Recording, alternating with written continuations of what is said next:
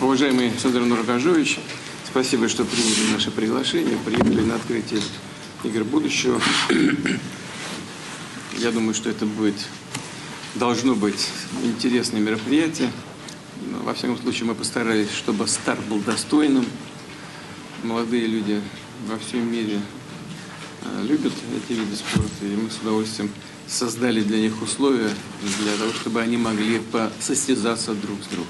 Что касается наших двусторонних отношений, то они основаны на договоре нашем фундаментальном и развиваются успешно, причем по всем направлениям. Россия остается одним из основных торгово-экономических партнеров.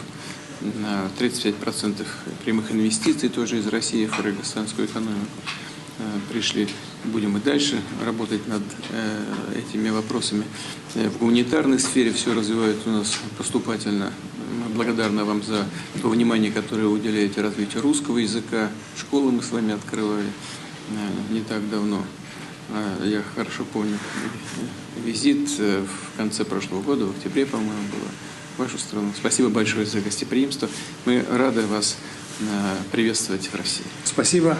Рад снова увидеться с вами, уважаемый Владимир Владимирович, и признателен за приглашение на церемонию открытия первого мультиспортивного турнира «Игры будущего». Хотел бы пожелать успешного проведения данного уникального мероприятия, а также выразить уверенность, что оно получит широкое международное признание и завоюет сердце любителей спорта. Пользуясь случаем, желаю успехов в вашей предстоящей избирательной кампании. Еще раз спасибо вам. Спасибо.